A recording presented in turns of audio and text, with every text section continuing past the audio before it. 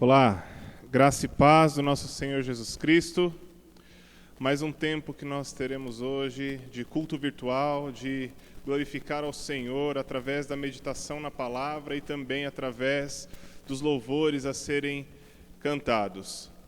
Infelizmente não podemos estar juntos fisicamente, mas podemos cultivar a nossa comunhão de forma virtual. Vamos orar, te convido aí aonde você está, a iniciarmos esse tempo com uma oração consagrando esse culto ao Senhor. Me acompanhe. Senhor Deus, em nome de Jesus, obrigado por mais uma oportunidade que nós temos de cultuar ao Senhor, Pai. Mais uma oportunidade que a gente tem de meditar na sua palavra, de cantar louvores ao Senhor, Pai. Que privilégio é esse, Deus? Em nome de Jesus, eu peço que o Senhor seja com cada pessoa que está assistindo esse vídeo nesse tempo, Pai, livrando das distrações, que seja um tempo de fato de reverência ao Senhor, de render-se ao Senhor para aquilo que o Senhor deseja falar ao nosso coração hoje, Pai. Recebe todo louvor, recebe toda honra, recebe toda glória por aquilo que estamos fazendo, Deus. Essa é a nossa oração em nome de Jesus. Amém e amém. Boa noite, igreja, graça e paz. Te convido agora a você estar junto comigo, louvando e exaltando o nome do Senhor. Amém?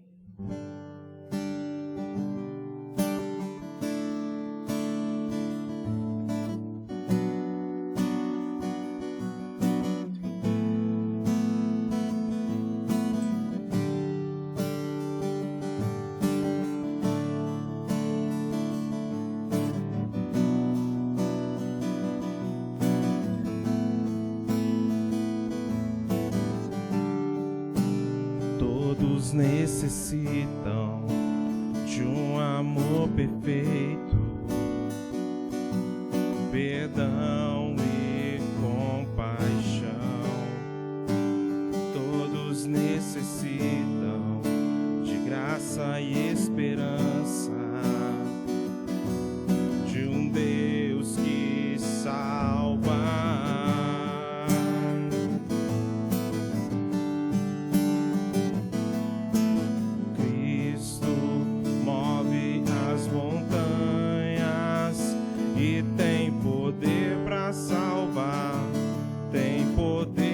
Salvar para sempre, autor da salvação. Jesus a morte venceu, sobre a morte venceu.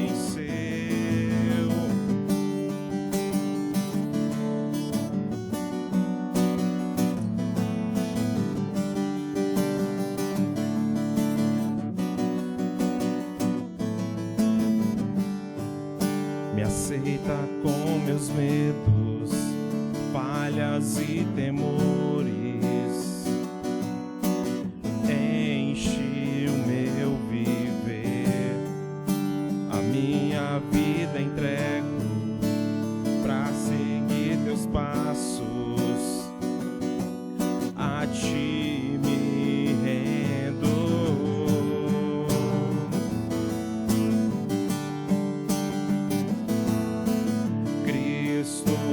Move as montanhas e tem poder para salvar, tem poder para salvar, para sempre, autor da salvação. Jesus a morte venceu, sobre a morte venceu. Cristo move as montanhas e tem poder para salvar, tem poder para salvar, para sempre, o autor da salvação. Jesus a morte venceu, sobre a morte venceu. Nosso mundo vê brilhar a luz, cantamos para a glória do Senhor Jesus. Jesus, possa o mundo ver brilhar a luz. Cantamos para a glória do Senhor Jesus. Cristo move as montanhas e tem poder para salvar, tem poder para salvar, para sempre, o autor da salvação. Jesus a morte venceu, sobre a morte venceu. Cristo move as montanhas e tem poder para salvar, tem poder para salvar, para sempre, o autor da salvação. Jesus a morte venceu, sobre a morte venceu.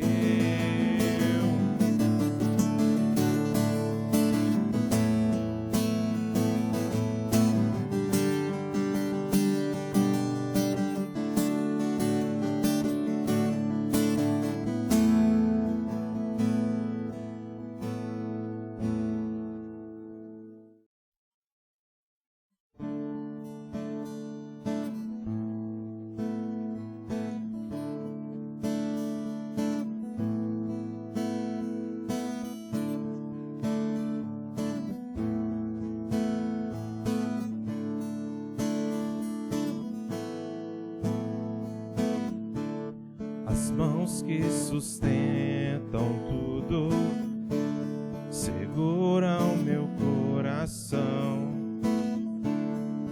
Um carrossel de cores, o cinza em mim. Na tempestade eu encontrei os teus olhos de paz. Canção mais uma vez me fez dançar, me fez dançar.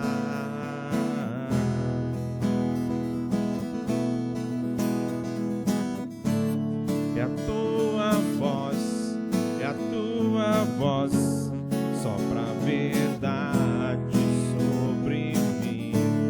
E a tua voz, e a tua voz sopra a verdade sobre mim.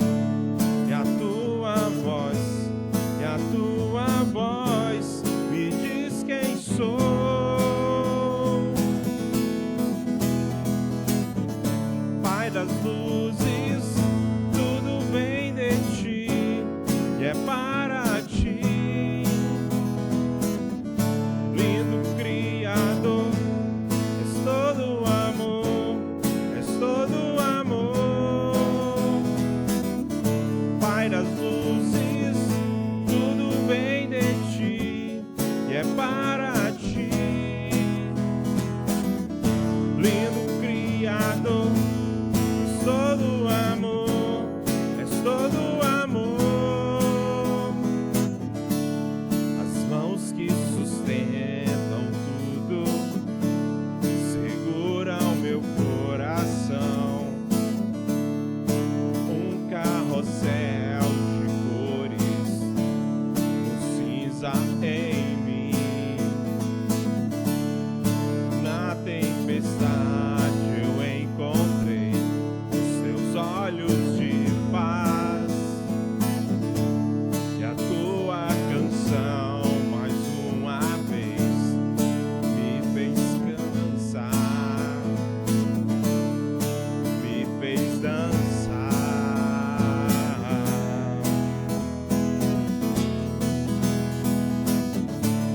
E a tua voz, e a tua voz sopra a verdade sobre mim. E a tua voz, e a tua voz sopra a verdade sobre mim.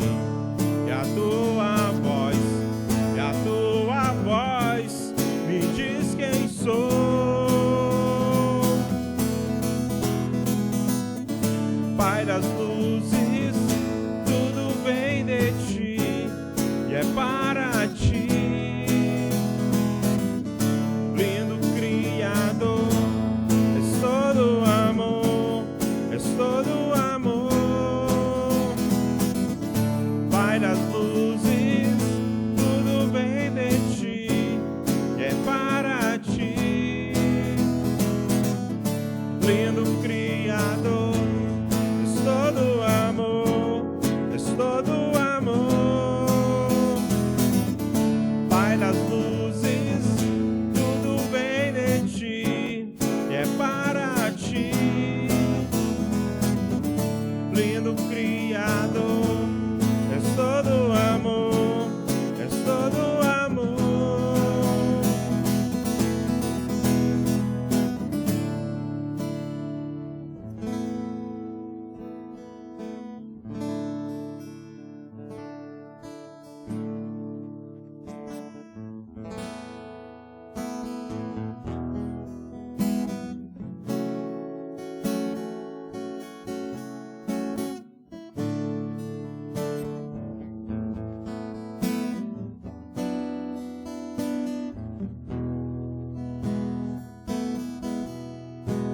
Ao único que é digno de receber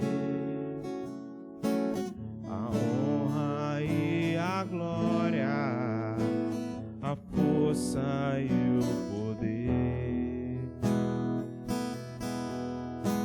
ao Rei eterno, imortal, invisível, mais real, a Ele ministramos o louvor.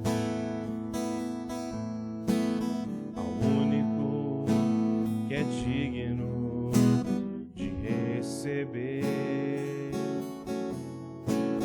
a honra e a glória, a força e o poder, ao Rei eterno, imortal, invisível, mais real, a Ele ministramos o louvor. Coroamos a ti, ó Rei Jesus. Coroamos a ti, ó Rei Jesus. Adoramos o teu nome e nos rendemos aos teus pés. Consagramos todo o nosso ser a ti, ao único que é digno de receber a honra e a glória, a força e o poder, ao Rei eterno, imortal, invisível, mais real, a Ele ministramos o louvor. Coroamos a ti, ó Rei Jesus. Coroamos a ti, ó Rei Jesus.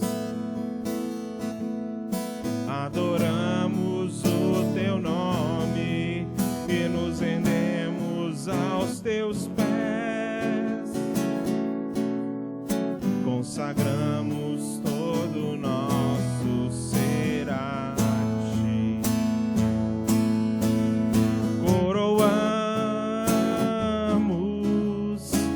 a ti, ó Rei Jesus. Coroamos a ti, ó Rei Jesus. Adoramos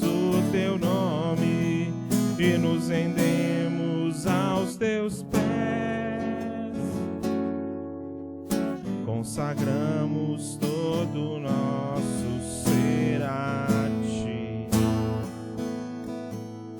Consagramos todo o nosso ser a Ti. Consagramos todo o nosso ser a Ti.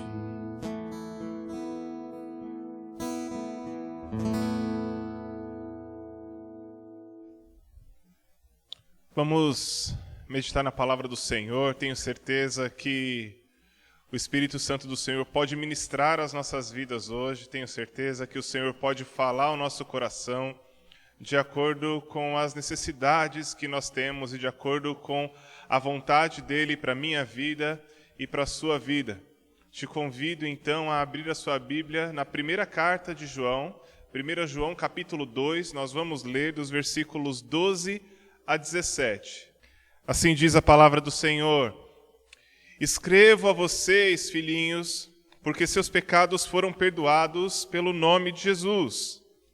Escrevo a vocês, pais, porque conhecem aquele que existia desde o princípio.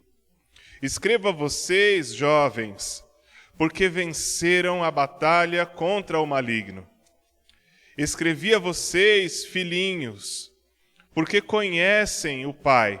Escrevi a vocês, pais, porque conhecem aquele que existia desde o princípio. Escrevi a vocês, jovens, porque são fortes.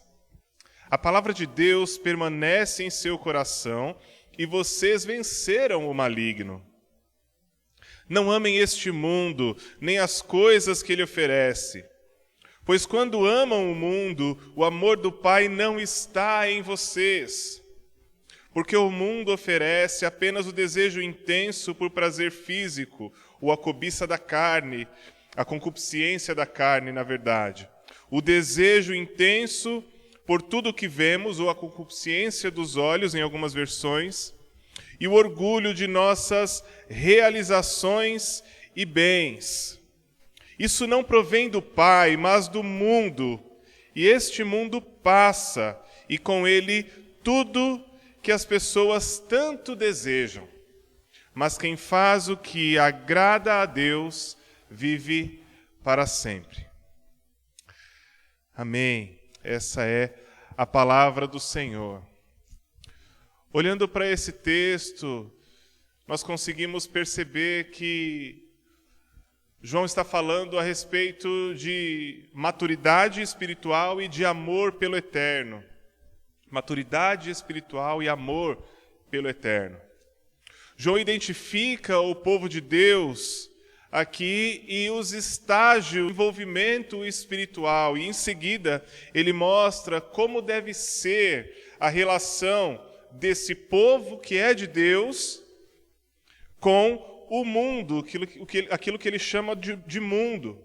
E ele mostra como deve ser essa relação independentemente do nível aí de desenvolvimento ou do estágio de desenvolvimento, do nível de maturidade espiritual que cada um estiver. As igrejas de Éfeso e da região ali, que João, são as igrejas para as quais João está escrevendo a sua carta, estão no caminho correto. João, com essa carta, ele não tem o objetivo de repreender aqueles irmãos porque eles estavam fazendo algo de errado.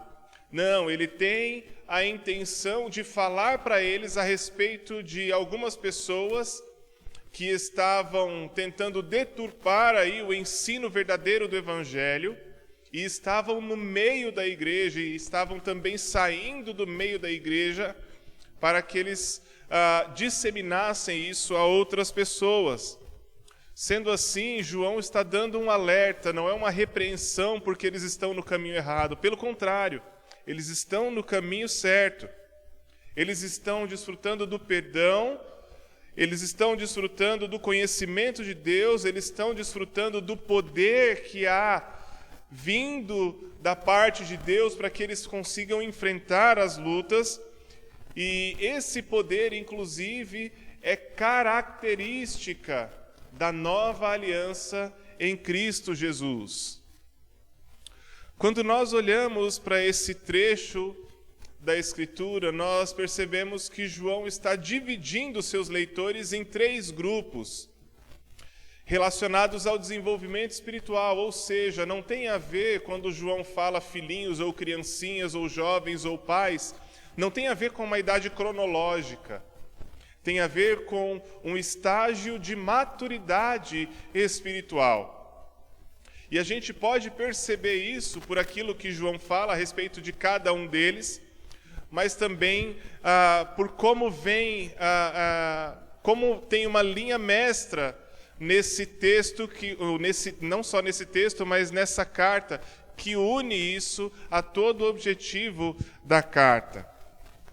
João, então, divide os seus ouvintes em 3 grupos, relacionando, então, o desenvolvimento espiritual. Um grupo que ele chama filhinhos, ou que ele fala para eles que eles são filhinhos. Algumas versões dizem criancinhas. O outro grupo são os jovens. E o outro grupo são os pais. São pessoas um pouco mais amadurecidas. E vamos ver quais são as características, então, de cada um desses grupos. E eu sugiro que, enquanto você estiver ouvindo isso, você vá fazendo uma autoavaliação, tentando perceber aonde você está, em que grupo você está. E aqui não há problema se você está no primeiro grupo, no segundo grupo ou no terceiro grupo. O importante é identificar, porque independente do grupo que se esteja, sempre há espaço para que nós nos desenvolvamos mais espiritualmente no Senhor. Vamos então olhar cada um desses estágios. O primeiro estágio é aquele que João chama os ouvintes de filhinhos ou criancinhas. Podemos ver João usando essa palavra no versículo 12 e também em parte do versículo 14. Quem são os filhinhos, então, aos quais João está se referindo aqui? Os filhinhos são os recém-nascidos em Cristo. São aqueles que têm um compromisso de entrega da vida a Jesus Cristo, mas eles fizeram isso há pouco tempo. Falta-lhes mais maturidade na caminhada.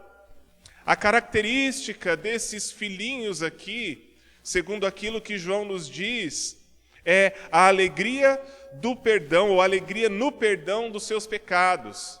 Eles se alegram porque os seus pecados foram perdoados. Além disso, por conta do perdão dos pecados, há uma consequente comunhão com Deus. Os pecados foram perdoados, logo a comunhão com o Senhor. Além disso, há também uma certeza de que estes são filhos de Deus. Como diz no Evangelho de João, no capítulo 1, versículo 12, mas a todos quantos creram, aos que receberam a Jesus, deu-lhes o poder ou a prerrogativa de se tornarem filhos de Deus. Os filhinhos aproveitam isso. Os filhinhos entendem isso. Eles têm a consciência de que agora eles têm os seus pecados perdoados, eles têm então comunhão com Deus, e eles também são considerados filhos de Deus, não criatura, como aqueles que não têm um relacionamento com Deus através de Jesus, mas por causa desse relacionamento eles podem desfrutar de filiação, serem filhos de Deus. O segundo grupo a que João se refere são os jovens. Versículos 13, parte do versículo 13, parte do versículo 14, vai falar a respeito dos jovens, de que eles venceram o maligno, vai falar da força deles. Os jovens são aqueles que desfrutam de uma força que é causada pela permanência na palavra.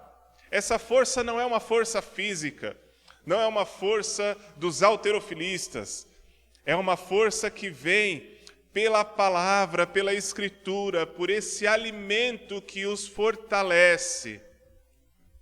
Como consequência dessa força, eles então são vitoriosos sobre o maligno. Eles têm vitória sobre o maligno. Eles desfrutam de uma força que vem pela palavra, pela comunhão com o Senhor, e eles então podem vencer o maligno, vencer as tentações do maligno. É interessante quando nós olhamos, por exemplo, para Tiago, que diz: submetam-se a Deus e resistam ao diabo, e ele fugirá de vós. Por estarem firmados na palavra, por se submeterem ao Senhor, aqueles que João chama de jovens aqui, eles podiam resistir ao diabo para que o diabo, o maligno, fugisse deles, para que as tentações fossem quebradas e para que eles não caíssem em tentações. Quando nós olhamos, por exemplo, para o Salmo 119, no versículo 9, diz: como pode o jovem se manter puro? E a resposta é: obedecendo à tua palavra. Obedecendo à tua palavra. Esses jovens, então, eles se fortalecem na palavra, se fortalecem em obedecer a palavra. E por esse obedecer, por esse caminhar na palavra e obedecer a palavra, há uma outra característica, que é o se amoldar a uma vida segundo os padrões de Deus. E assim eles podem derrotar o maligno. Assim eles podem derrotar as tentações do maligno que vêm sobre eles. O terceiro grupo ao qual João se dirige são os pais. Parte do versículo 13, também parte do versículo 14, vai falar a respeito destes. E quais são as características dos pais aqui? As características, eles são caracterizados pelo conhecimento de um Deus imutável, um Deus que não muda. E esse conhecimento faz com que eles caminhem em segurança e em estabilidade. Porque eles creem num Deus imutável, porque a fé deles está num Deus inabalável, eles podem também caminhar de forma estável, de forma segura. Os que caminham no Senhor são como os montes de Sião, que não se abalam, mas permanecem para sempre. Essa é a confiança desses aos quais João se refere como pais. Eles já estão com uma maturidade que os faz entender que, independente da situação, eles não precisam temer. Eles estão no estágio em que eles entendem que, independente da situação, eles não precisam perder as esperanças, porque eles acreditam num Deus que não muda. E esse Deus que não muda faz brotar no coração deles segurança, faz brotar no coração deles estabilidade. Ou seja, eles não se abalam com qualquer coisa.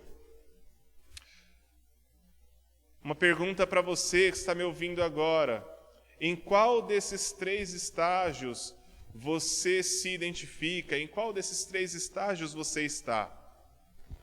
Quando você olha para a sua vida, você pode ser chamado de filhinho, segundo esse texto.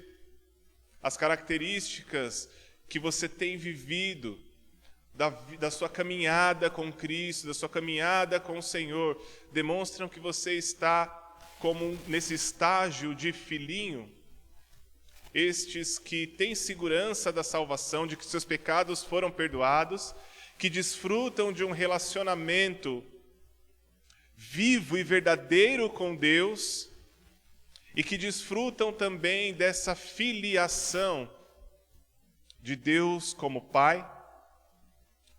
Ou você se encaixa nesse segundo estágio dos jovens, aqueles que têm força, são fortalecidos pela palavra e por isso podem resistir às tentações do maligno? Como que está o seu resistir às tentações que sobrevêm à sua vida?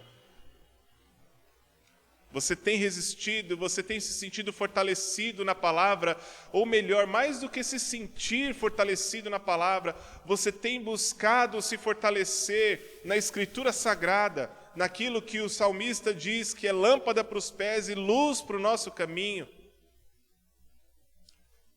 Você tem se fortalecido na palavra e por isso você pode desfrutar, você pode combater, na verdade, o maligno. Se isso acontece na sua vida, você se encaixa nesse segundo estágio, onde João chama aqueles seus ouvintes de jovens. Ou você pode estar no terceiro estágio, onde João fala aos pais, aqueles que já têm uma maturidade espiritual, uma maturidade de uma caminhada com o Senhor, que dá a estes segurança e estabilidade. E aqui eu não estou dizendo que você é feito uma pedra, que você não se entristece com aquilo de ruim, mas isso não te abala como pessoa, isso não te abala como cristão, isso não abala a sua fé, isso não abala o seu relacionamento com o Senhor. Você não reage, por exemplo, às pessoas diante das situações, ou baseado nas situações. Você reage às pessoas baseado no Senhor, na palavra do Senhor. As situações do dia a dia, elas podem te entristecer, você pode agir diante delas, mas elas não te desestabilizam. Se você está encaixado nessa categoria ou nessa fase que João diz aqui, chama estes de pais, então você pode desfrutar dessas características. E eu quero lembrar diante disso que essas características não necessariamente têm a ver com idade ou com tempo de conversão, de tempo de servir a Jesus, e nem com tempo de frequentar a igreja. Isso tem a ver com um relacionamento profundo, com a busca por um relacionamento profundo com o Senhor. Independentemente do estágio, João agora, ele estabelece como estes devem ser em relação ao mundo, como deve ser a relação dos cristãos, independente de serem chamados de criancinhas, de jovens ou de pais, como deve ser a relação destes com aquilo que João chama então de mundo. É importante aqui para nós, para nossa compreensão correta, ter uma definição daquilo que João está chamando de mundo. Há um teólogo chamado com sobrenome Dodge, e ele define, então, mundo da seguinte forma: mundo é a vida da sociedade humana como organizada sob ou debaixo do poder do mal. Podemos entender mundo como o sistema de vida que não leva em consideração os padrões de Deus. Logo, se eles não estão debaixo da autoridade de Deus, estes vivem debaixo da autoridade do mal. Não estão sob o domínio de Deus, mas sob o domínio do mal. Olhando para essas definições, então, nós podemos entender que o mundo tem duas características principais: o orgulho e a cobiça. E a cobiça aqui é o centro, é o âmago da idolatria. O orgulho e a cobiça. Sendo assim, a relação entre o cristão e o mundo não pode ser de amor. O cristão não pode amar o mundo dessa forma, desse jeito, ou o mundo como conceituado agora há pouco. O próprio João vai dizer isso no versículo 15, instruindo aqueles que estão ouvindo a não amarem o mundo. Falar de amor também pode ser algo complexo, porque nós temos uma palavra para diversos sentidos de amor. Eu gosto de uma definição de amor que o reverendo John Stott deu certa vez, que é a seguinte: o amor não é uma mera emoção incontrolável, mas a decidida devoção da vontade. Eu vou repetir: o amor não é uma mera emoção incontrolável, mas a decidida devoção da vontade. Sendo assim, há aqui duas razões para nós não amarmos ao mundo, para nós não darmos essa devoção a esse sistema que não está sob o domínio de Deus, mas sob o domínio do mal. Primeiro, incompatibilidade entre o amor pelo mundo e o amor pelo Pai. Versículo 15. O amor pelo mundo é incompatível com o amor que nós devemos a Deus. E é incompatível por quê? Porque esse sistema que nós falamos aqui, chamado mundo, ele colabora, ele corrobora para que nós venhamos a dar vazão a algumas coisas. Que coisas são essas? Primeiro, ao desejo da carne, ao nosso impulso interior e pecaminoso, ao desejo por fazer o mal, ao desejo, e às vezes você pode dizer, mas eu não tenho esse desejo, eu não tenho vontade de matar o meu irmão, eu não tenho vontade de bater em ninguém.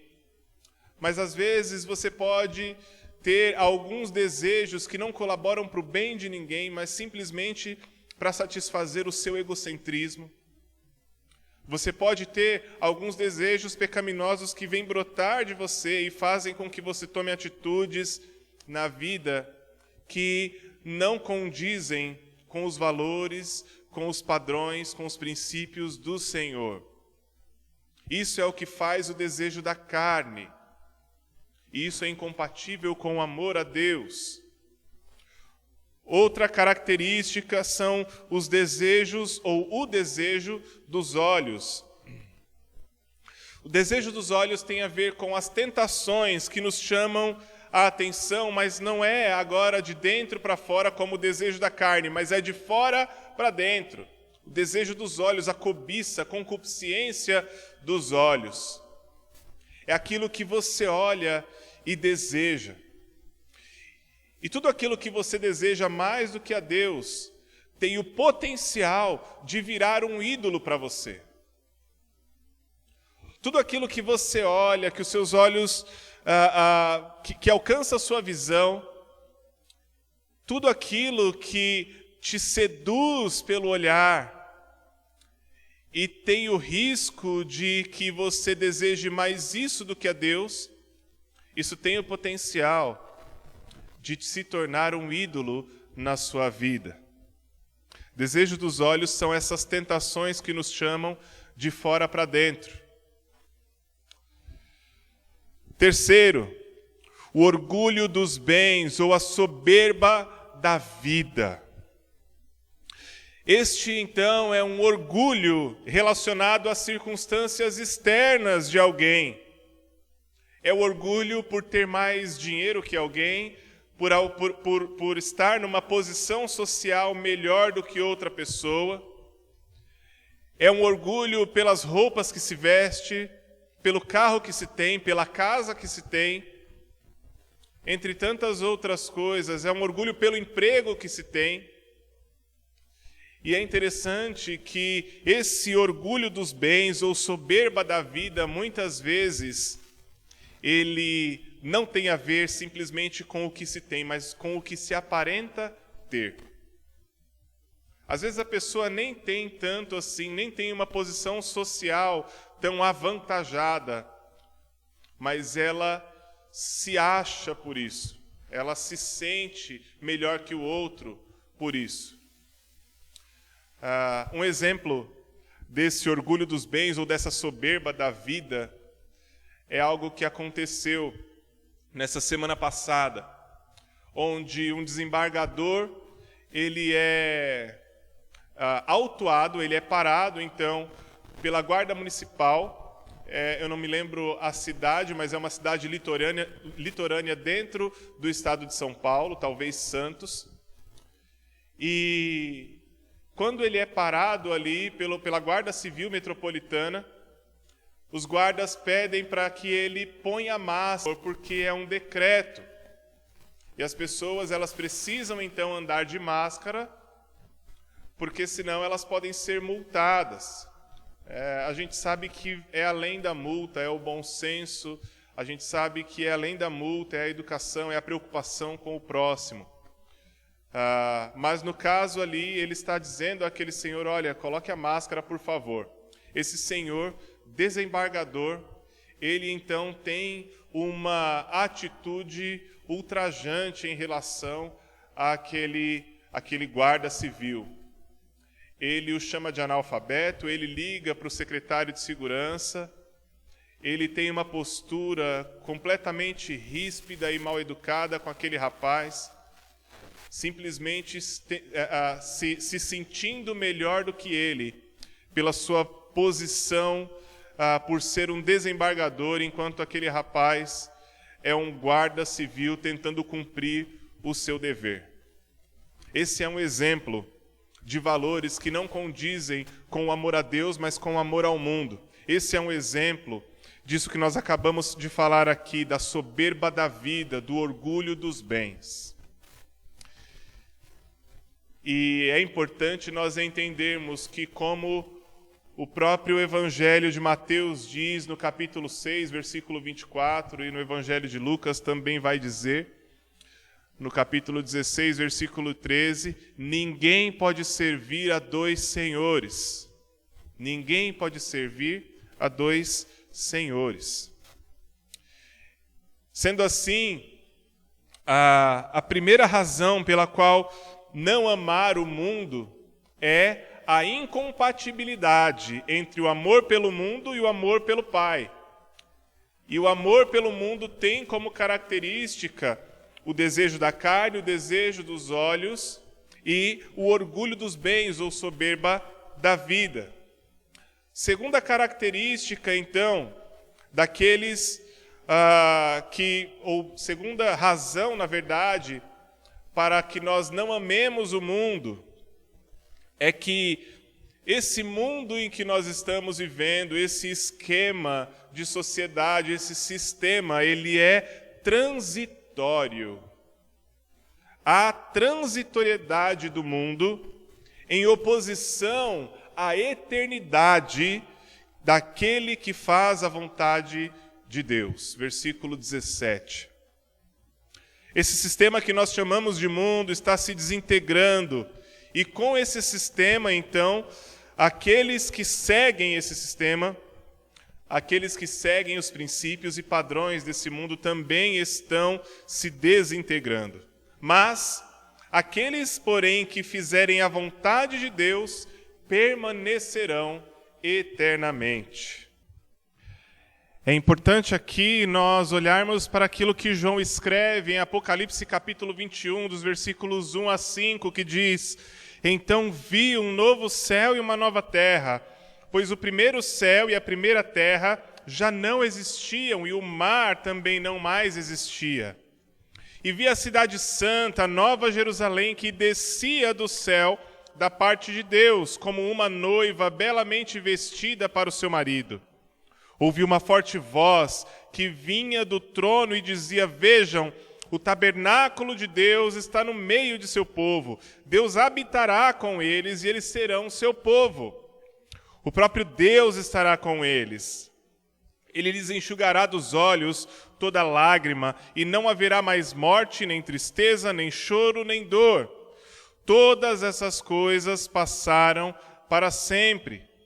E aquele que estava sentado no trono disse: Vejam, faço novas todas as coisas. Em seguida disse: Escreva isto, pois o que lhe digo é digno de confiança e verdadeiro. Esse texto mostra para nós um pouco da noção da eternidade no Senhor, o que é completamente oposto à transitoriedade desse mundo, desse esquema que nós chamamos de mundo.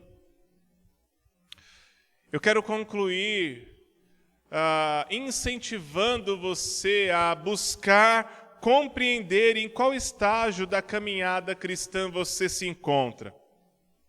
Porque buscar compreender em qual estágio você está é fundamental para que você alcance maturidade espiritual, para que você caminhe em adquirir mais e mais maturidade espiritual.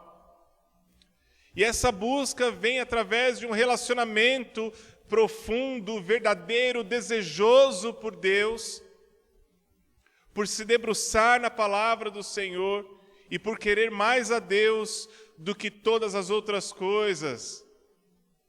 Vem de buscar a Deus com tudo que você tem, com tudo que você é, com toda a sua força, com todo o seu entendimento, com toda a sua alma. Busque entender para que você alcance, para que você caminhe em maturidade. E por fim, escolha amar o Pai e não o mundo.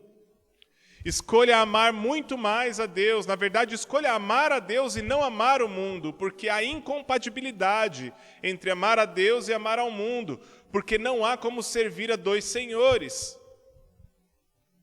Ame a Deus com toda a sua força, com todo o seu entendimento, com toda a sua alma, sobre todas as coisas.